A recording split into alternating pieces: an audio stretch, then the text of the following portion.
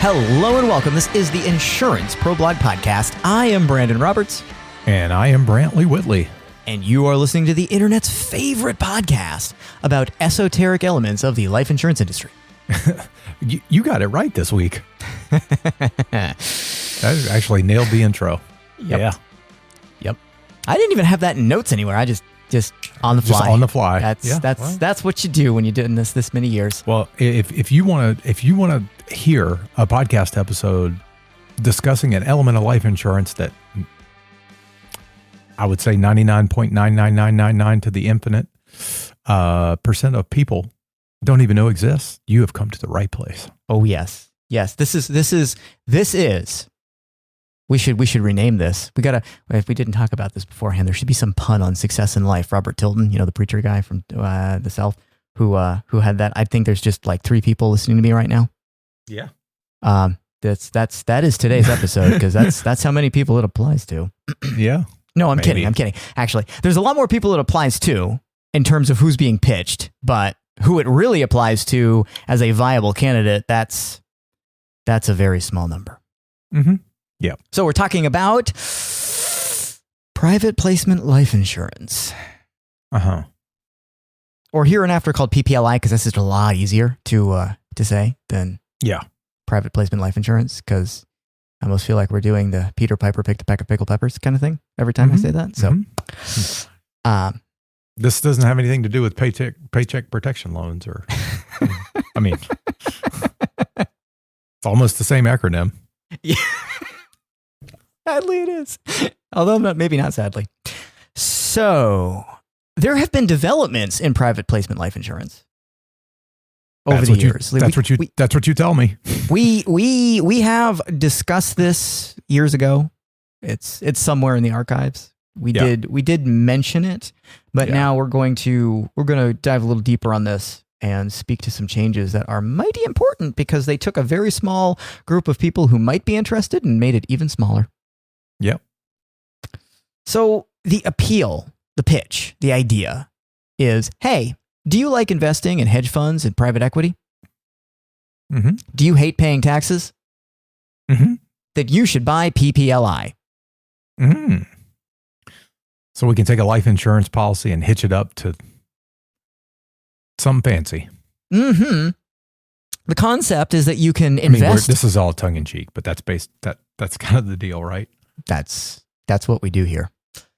Sarcasm with a touch of life insurance. Trademark. So the idea here, and stop me if you've heard this before, is, hey, you might get a good solid return on this style of investment, but there might be tax headaches. So if we put it inside a life insurance wrapper, which has great capabilities of shielding you from tax liability, then you'll get all the benefits of that investment plus a tax-free wrapper on it. Yeah. Maybe some of you sitting around going, that sounds an awful lot like VUL. Yeah, it's because it's basically the same thing. Well, at least mechanically. It's just not the investment component of it. For the most part, yes. Yes. The investment component is absolutely hedge funds and a little bit of private equity. Right. And the supposed problem that this is solving is a lot of those style hedge funds at least, private equity less so, tend to be invested in things that either create capital gains or distributions. Yes. And if you are an accredited investor, because you need to be if you're investing in something like a hedge fund or private equity or even private placement life insurance, then you have theoretically an already higher income that is going to create some frustrations when it comes to the recognizable income from the investments that you hold in hedge funds, specifically maybe private equity to some degree. Because you have a higher income in general, but you may also have things like the NIIT or NITT. NIIT. There we go. And those add to your overall taxable liability and, for a number of people, taxable headache. Mm-hmm. And so putting it inside a life insurance wrapper is the way that we avoid the taxes that would be associated with these otherwise super fantastic, never going to let you down style of investments. Right. That's the pitch. Yes. Yes. The problem is that it doesn't actually work that way. You mean like it actually doesn't work that way, or someone has said, no, you can't do that? Well, both. Oh, okay. So the idea in the beginning was, hey, we could like custom build life insurance around this whole thing and basically select some really stellar hedge funds and private equity funds and put them in the life insurance policy, basically give the policyholder the ability to choose which ones they want. And because it was in life insurance, they would avoid a boatload of taxes. Right. Sounds really awesome. Unfortunately, tax court in the United States said, nuh-uh, you can't do that. Right. And it even litigated the case and proved that, nuh-uh, you can't do that. So There's case law. Weber v. Commissioner told us that if you as the policyholder practice discretion over the specific investments, then you are violating what we call the control doctrine. And basically, you can't just put that inside life insurance for the sake of avoiding taxes. Mm-hmm. And so, in order for it to pass muster under tax code, it must be hedge funds and or private equity that is essentially a fund of funds that invests in pieces of these other various hedge funds and private equity offerings.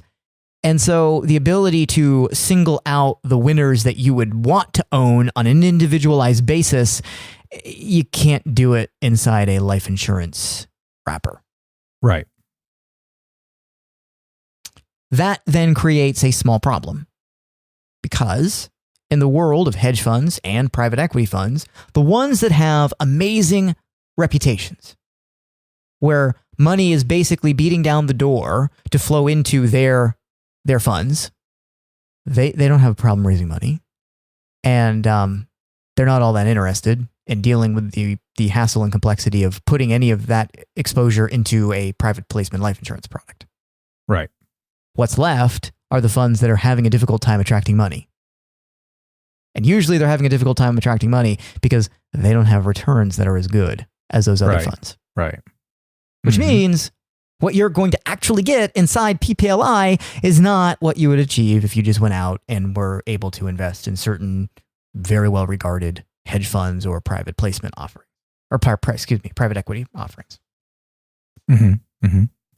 So what you end up with is a VUL-like product that has a very large financial commitment in the beginning with a pretty significantly reduction in liquidity that's at your disposal for kind of the third string offerings in the hedge fund and private equity world.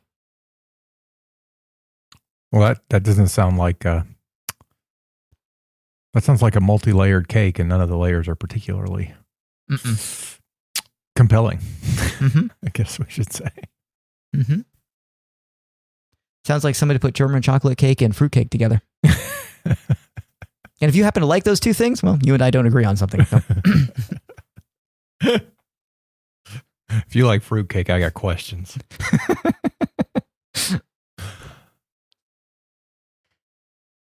So before we get into a couple of things, I want to mention just a small story time for a minute or two. Oh, story time. Because you and I have been pitched this.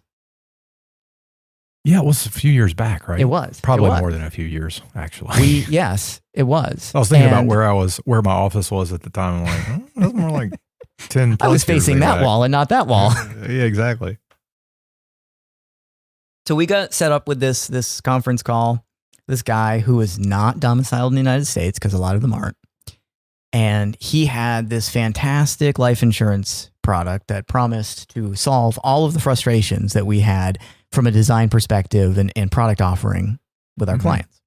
Which we didn't have, but he assumed he starts explaining the mechanics of this whole thing. And both of us, we're not in the same room. Remember, Brantley and I do not live in the same state. So we're not sitting there together, but you could feel the sideways glances we were both giving each other as this guy was talking to say, This is just ordinary universal life insurance with a minimum non-MEC design. That's all this is.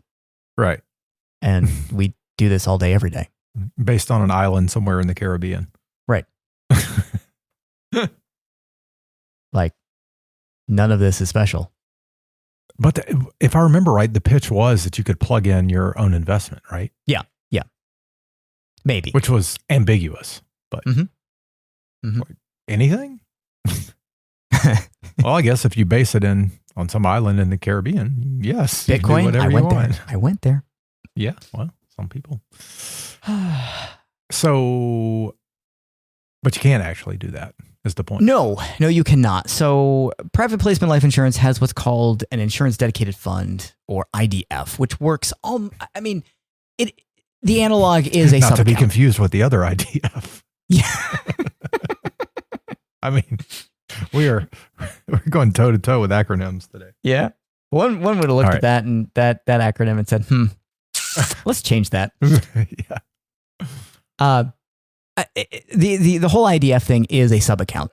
So if you're familiar with variable insurance terminology, it's just a mutual fund like copycat of some other mutual fund 9 times out of 10.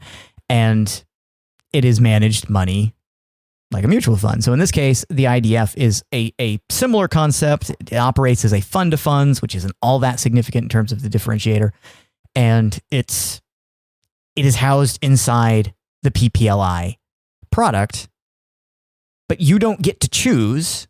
You might have a couple of different IDF options, but you don't get to choose specifically what hedge funds or what private equity offerings the IDF is actually investing in. You can't just go find your own and bring it in. That's where the case law says, no, you can't do that. You have to be removed from that process in order for us to agree that this is in fact life insurance for the sake of life insurance sake. Right. Mm-hmm. In addition, PPLI traditionally requires several $1 million as an upfront commitment. Like, you basically pay a large sum that will go into the policy systematically. It's not a MEC, but it will require a pretty substantial sum of money, or a commitment that may be multi-years long. Like, we're going to set this up with a $500,000 or $1 million premium that you're going to have to pay for the next, let's say, 7 or 10 years. Right. Mm-hmm. And that's the commitment that you make. And you don't get to bail on that like you would traditional universal life insurance. Right. Like, we can put policies in force with the idea that you're going to put $500,000 in the policy for 10 years and you can decide after 3 years, I don't want to do that anymore. I mean, you can stop. Yeah. The consequence cash value is not going to grow like we thought it was going to because you didn't put as much money in there, but it won't bankrupt the policy. Right. In addition to that, the available cash value in a PPLI plan is generally much less than we see from just regular minimum non-MEC universal life insurance policies. Right. So, big financial commitment, very questionable actual investment superiority exposure, and not near as much accessible cash. Starting to find it hard to identify the benefits here.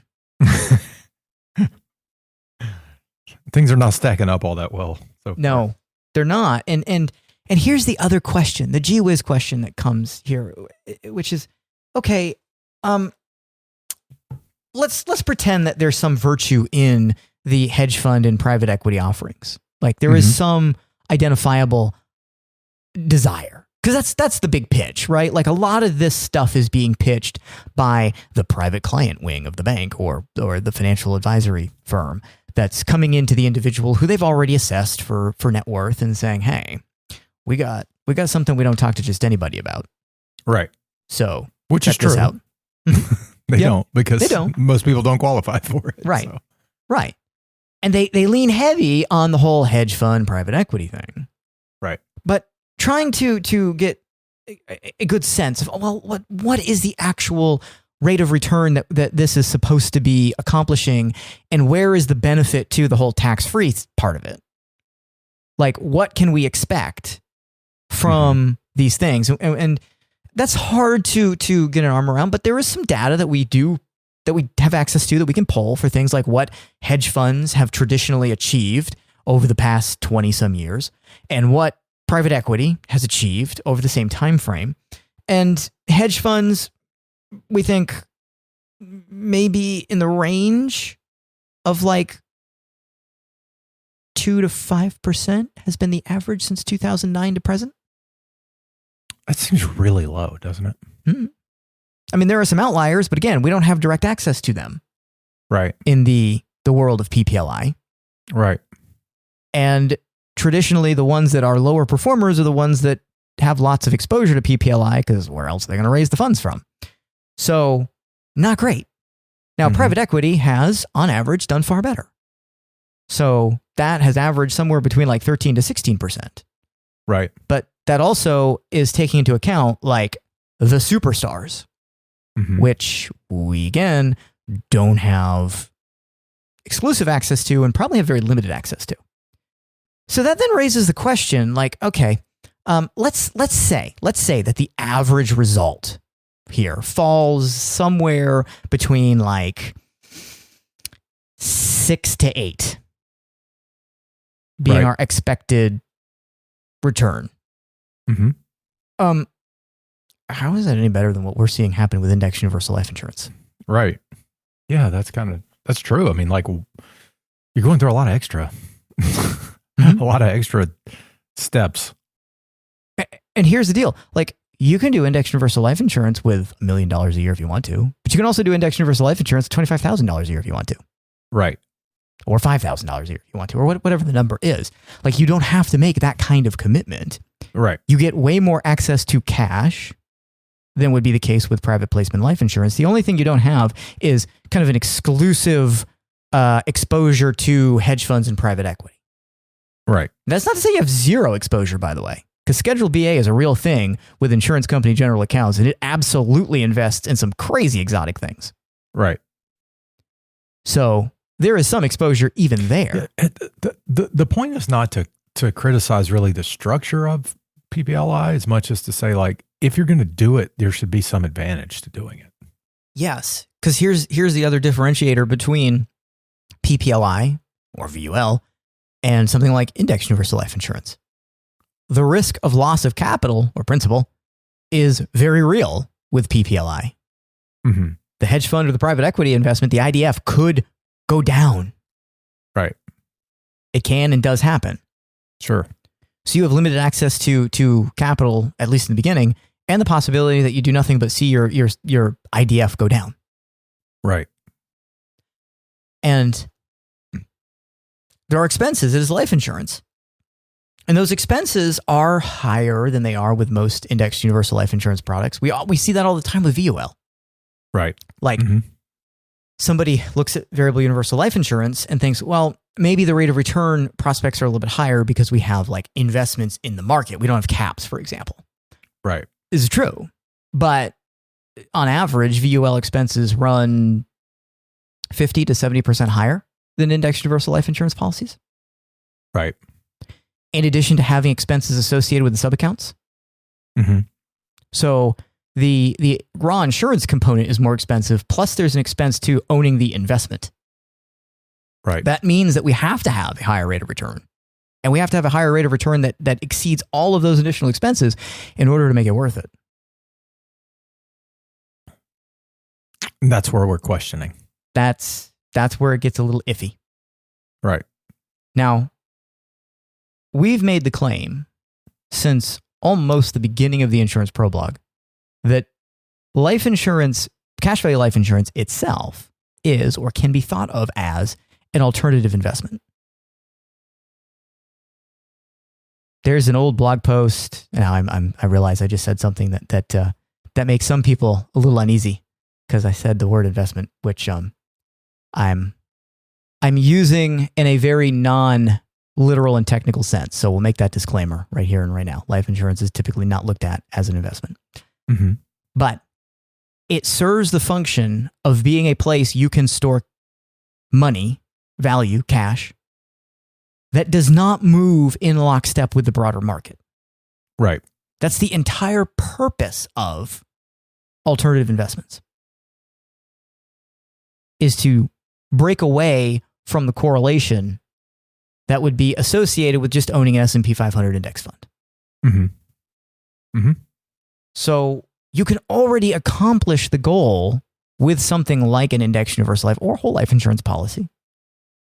And from the numbers, I'm not seeing any massive advantage rate of return expectation wise inside PPLI. And we've looked at VUL for years and thought, I don't really get what the big appeal would be. Right. And the sales data on VUL, it kind of tells that story in the context of, I think other people are assessing it the same way. Right. Right. Because VUL is a teeny, teeny, tiny sliver of the market share of life insurance sales. Right. Yeah.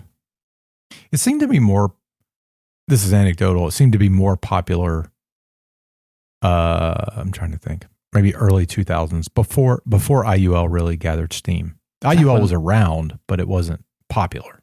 Back when lots and lots of people had Yahoo mugs? Yeah. Yep.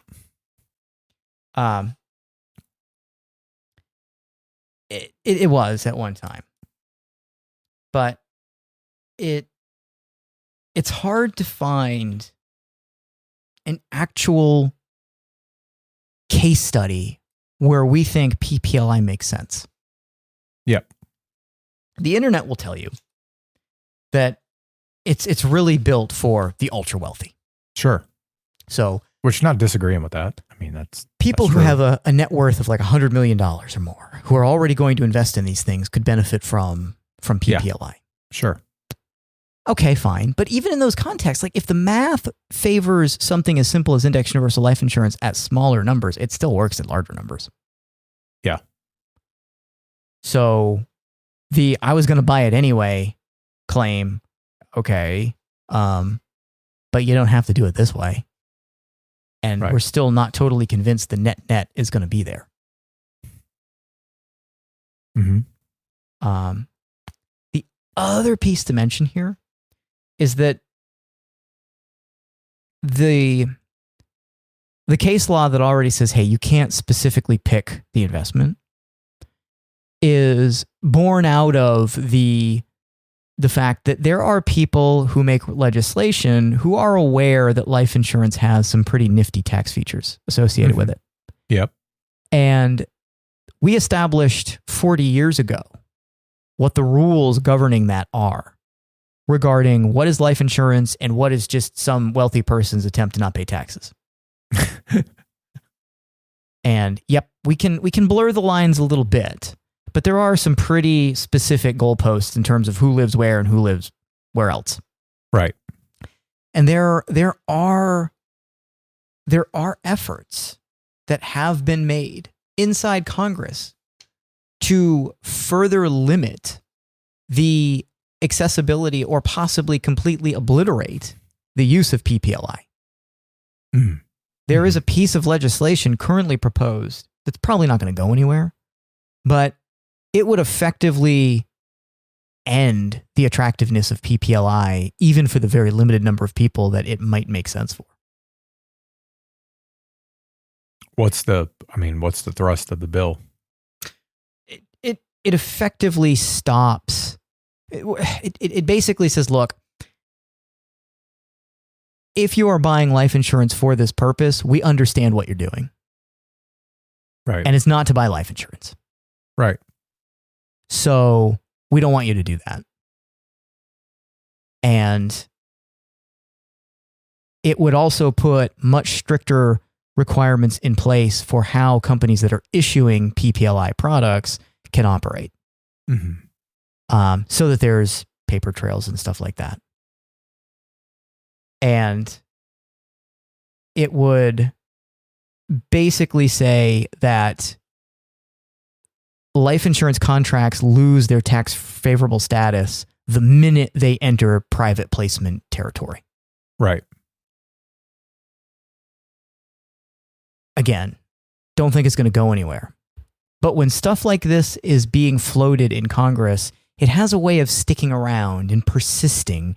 And I'm not saying that what is currently proposed will one day become law, but what's currently proposed could be compromised over time to eventually significantly decrease the attractiveness of this. And this particular bill was trying to retroactively apply these rule changes.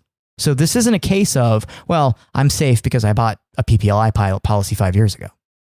Right. Even if you bought one of these style policies back when there was some more ability to practice discretion over the investments that you chose, that case law has already stripped you retroactively of that ability to shelter from taxes in that case. Yeah. So this is an area where regulators are not amused at the use of an investment class that is usually viewed as something only the very, very rich and privileged use as a way to further stop themselves from having to pay taxes. Right. Yep. And you and I have been around for a while in this industry, and we've seen a lot of fanciful things come and go that often use life insurance as a way to game the system and avoid taxes. And there are systems that based on the way you'd have to set stuff up, nobody who's not wealthy is going to have access. Right. And those things have a way of coming and disappearing because they end up getting litigated into death. Yeah. Yes, that's true. Restricted property trust is one that comes to mind. Either from government agencies or class actions. They just get buried. So the careful thing about life insurance is that there is a path to using it as a tax-favored vehicle. It would not be prudent to try and put all of your wealth into it to avoid all taxes. Right. Life insurance companies, for the most part, aren't going to let you do that. And there's kind of a will when it comes to the spirit of the law and the tax code that says no. Right. But there is a path to use it to some degree. But the idea that we're going to use ever exotic options to hypercharge what this can do, the law has been very clear in its desire for that not to happen. Yep. And the effort to advertise or market life insurance as something that's super exotic and super secret, and it's something that is a well-guarded trick of the wealthy, is not true. It's out in the open. Yeah. It's not a very well guarded secret when there's 100-story buildings in Manhattan with names all over. Like, I don't know. Saying buy our whole life insurance, please. MetLife's got a pretty big building. New York Life's got a pretty big building there. Yeah, they even put gold on the top. Nothing shinier than that. So, yeah. And yeah, they definitely do sell to the ultra wealthy, but there are not that many ultra wealthy people. So, it didn't come from. They're not going to survive off that group alone. No. So, the other piece here to mention real quick is that, again, we hinted at this earlier. There's an effort to get people excited about this idea based solely on the pitch that, hey, this is something that is reserved for special people like you. Right. And in this context, I know a lot of us can hear that and think, well, that's dumb. Who's going to fall for that? In a different environment, you'd be surprised. Right. Yep. We've seen it. We've just seen it. And life insurance stands on its own merits. It doesn't need supposed backroom secrecy. And that is a path down a very bad road. So if you've been pitched PPLI and you don't have weekend plans to hang out at Mar-a-Lago, you're probably not a good candidate. Yeah. Or pick your other wealthy hangout spot. If Jeff Bezos hasn't sent you one of the invitations to those super elite parties that he apparently holds, They got then, parties. Yeah. then you're probably not a good candidate. So, yes, you may be well off, but it really requires a lot of money to make sense. Yeah. If it even makes sense at all, to be quite honest. Right. And that's all I have to say about that. All right. Well, yeah, I have nothing else to say. Okay. Well then, I am Brandon Roberts. And I'm Brantley Whitley. And we will see you next week.